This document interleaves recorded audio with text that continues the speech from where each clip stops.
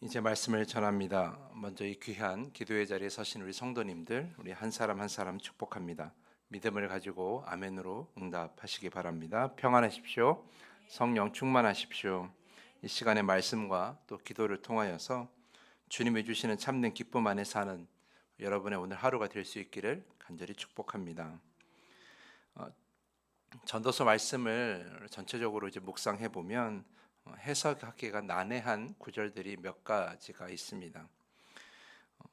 그런 이유 중에 하나는 이 전도자, 그러니까 이 말씀을 전하는 전도자의 마음이 허무하고 그리고 헛된 것이 많다는 그런 감정에 휩싸여서 우리에게 무엇인가를 헛되다라는 것을 말을 할 때 좀 반어법적으로 설명하는 그런 말씀이 전도서 안에 많이 있기 때문이에요. 그래서 해석학적으로 좀 난해한 말씀들이 몇 가지가 있는데 오늘 본문에서 9절 말씀도 좀 이해하기가 어려운 말씀 중에 하나라고 할 수 있습니다. 제가 읽어보면 청년이여 내 어린 때를 즐거워하며 내 청년의 날들을 마음에 기뻐하여 마음에 원하는 길들과 내 눈이 보는 대로 행하라. 그러나 하나님이 모든 일로 말미암아 너를 심판하실 줄 알라. 이 말씀을 얼핏 보면 두 가지 상반된 내용이 대립되는 것처럼 보입니다. 첫 번째는 전반부인데요. 청년이여 내 어린 때를 즐거워하며 내 청년의 날들을 마음에 기뻐하여 마음에 원하는 길들과 내 눈이 보이는 대로 행하라라는 거예요. 이 마지막 부분, 마음에 원하는 길, 그러니까 내가 하고 싶은 대로 사는 것, 내 눈이 보는 대로 행하는 것, 눈에 보이는 대로 선택하며 사는 것을 이 전도자가 권면하는 것처럼 말씀에 보이죠. 그런데 그 다음 구절을 보면 이렇게 되어 있어요. 그러나 하나님이 모든 일로 말미암아 너를 심판하실 줄 알라라는 거예요. 마음대로 살라고 해놓고 또 그것 때문에 너희가 심판받을 것이다라고 이렇게 이야기를 하면 우리는 이 말씀을 이해하기가 너무 어렵습니다. 사실 마음대로 사는 것이 어떤 의미가 있어요? 우리의 육체, 우리의 정욕, 그리고 우리의 생각, 우리의 감정, 이런 것들로 살아가면 우리가 말씀에서 어긋날 때가 많이 있잖아요. 왜냐하면 우리의 존재는 연약하기 때문에. 그렇기 때문에 우리의 마음대로 사는 것은 일반적으로 생각할 때 하나님이 원하시는 삶과 거리가 멀다라고 할 수 있어요. 그런데 전도자는 마음이 기뻐하는 대로, 마음이 원하는 대로, 눈이 보이는 대로 살라라고 이렇게 얘기를 하니까 좀 의아해져. 근데 결국은 나중에 이렇게 얘기하는 거예요. 그러나 이 모든 일을 말미암아 너를 심판할 것이다라는 거예요. 저는 이 구절 말씀을 묵상하면서 이런 생각이 들었어요. 처음에는 그럼 도대체 어떻게 살라는 얘기인가라는 거예요. 이해하기가 어려운 거죠. 마음대로 살라는 얘기인가? 마음이 원하는 기쁨대로 살라는 이야기인가? 아니면 공의로운 하나님을 기억하며 마음대로가 아니라 사실 말씀대로 살라는 이야기인가? 도대체 무엇을 의미하는 것인지 사실 좀 이해하기가 어려웠어요. 그런데 오랜 시간 묵상해 보면서 한 가지 이야기가 떠올랐어요. 그것은 바로 에덴 동산에서 사람을 처음 만들었을 때 하나님 말씀하신 그 장면이 생각이 나더라고요. 에덴 동산에서 하나님은 사람을 만드시고 나서 창세기 2장 16절 17절 보면 이렇게 말씀을 하십니다. 창세기 2장 16절과 17절 제가 읽어드립니다. 여호와 하나님이 그 사람에게 명하여이르되 동산 각종 나무의 열매는 내가 임의로 먹되 선악을 알게 하는 나무의 열매는 먹지 말라. 내가 먹는 날에는 반드시 죽으리라 하시니라.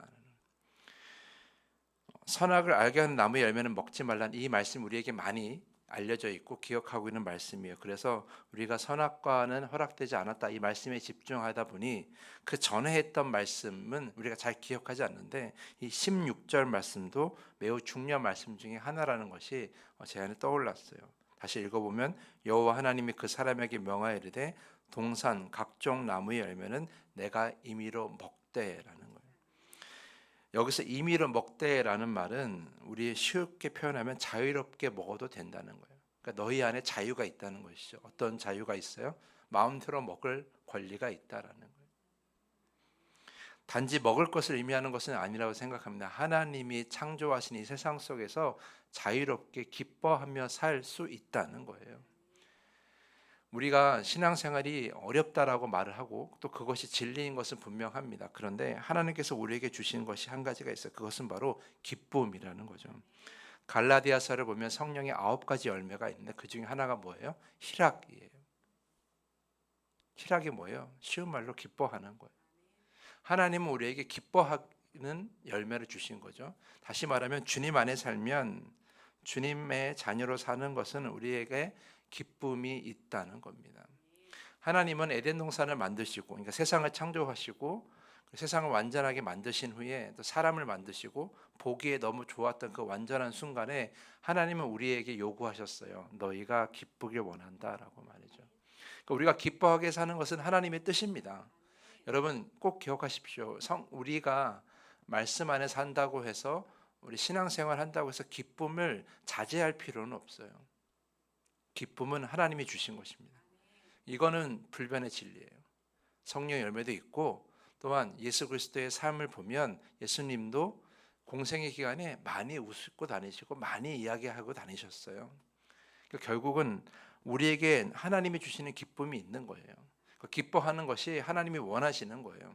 우리의 삶이 어렵고 힘들고 답답할 때 그 어려운 상황을 하나님께서 도와주시는 이유는 우리의 기쁨을 회복시키기 위하심이에요. 하나님은 우리가 기뻐하시길 원하십니다. 그것은 결코 변하지 않는 진리입니다. 오늘 전도자도 이렇게 얘기하는 거죠. 너희가 어릴 때를 즐거워하며 청년의 날들의 마음에 기뻐하라. 이 말은 우리가 기뻐할 수 있을 때 충분히 기뻐하라라는 말이에요. 그것은 결코 거짓된 말도 아니고 우리를 속이는 말도 아니에요. 분명 하나님의 마음이라는 거죠. 하나님은 반드시 우리가 기뻐하기를 원하신다라는 거예요. 그런데 한 가지 전제 조건이 있어요. 기뻐하되 마음대로 자유롭게 기뻐하며 살되 단 한 가지 전제 조건은 주님 안에서 하라는 거예요. 이 주님 안에서 하라는 것은 우리의 자유를 제한한다는 것이 결코 아니에요. 우리의 마음을 자유롭게 기뻐하며 살되 단 그 안에 기준을 가지라는 거예요. 하나님이 주신 말씀 안에서 우리가 자유로워라는 거죠. 여러분 말씀을 지키는 것은 결코 우리의 자유를 억압하는 것이 아니에요. 예수님께서 말씀하셨잖아요. 진리가 너희를 어떻게 한다고? 자유케 한다라고 말이죠. 말씀은 우리를 자유롭게 합니다. 그래서 우리가 자유롭게 기뻐할 수 있고 자유롭게 행복할 수 있고 자유롭게 복된 인생을 살 수가 있는 겁니다. 하나님이 주시는 말씀은 우리의 자유를 억압하는 것이 아니라 자유롭게 기뻐하게 하시는 거예요.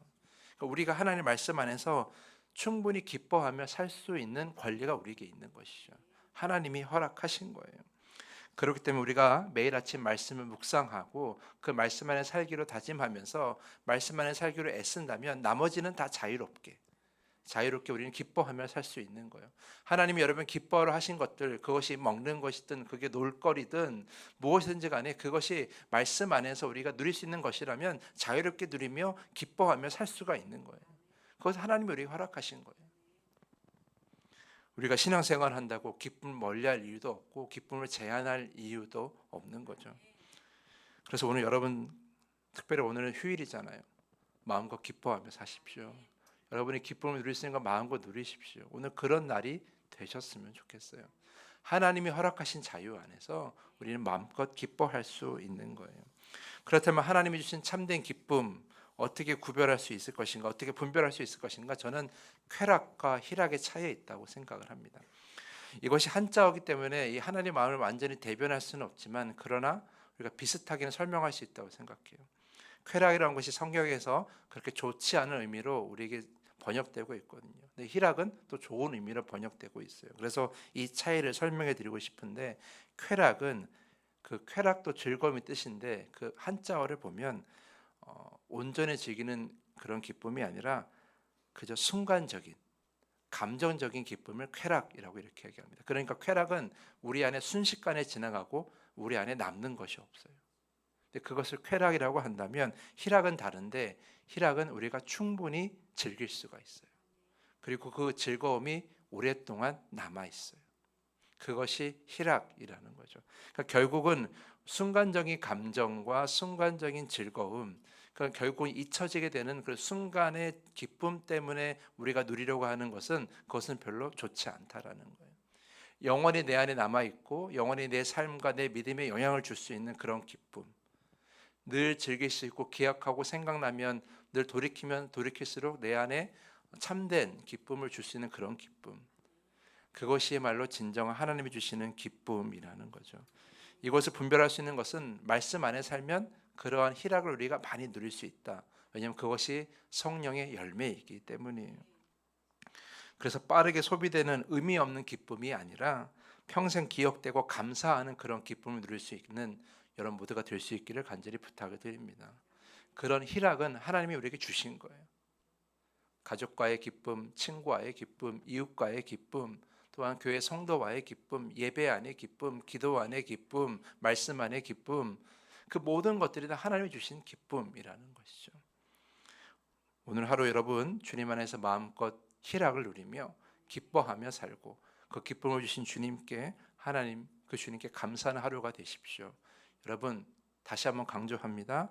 하나님은 우리가 기뻐하길 원하시고 하나님은 기쁨을 주기를 원하십니다. 그것이 하나님이 이 세상을 창조하신 원리 중에 하나예요. 그렇게 기쁘게 살아가는 참된 기쁨을 누리며 살아가는 여러분의 인생 오늘 하루가 될 수 있기를 간절히 축복하면서 오늘 말씀을 마치겠습니다. 이 시간에 더 깊은 기도의 시간으로 나아갑니다. 빠르게 소비되는 의미 없는 기쁨이 아니라 평생 기억되고 평생 감사하는 그런 참된 기쁨을 주 안에서 누리는 오늘 하루가 되게 해달라고 이 시간 기도하시기를 부탁을 드립니다. 주님이 가르쳐 주신 주기도문을 함께 고백한 후에 더 깊은 기도의 시간으로 나아갑니다.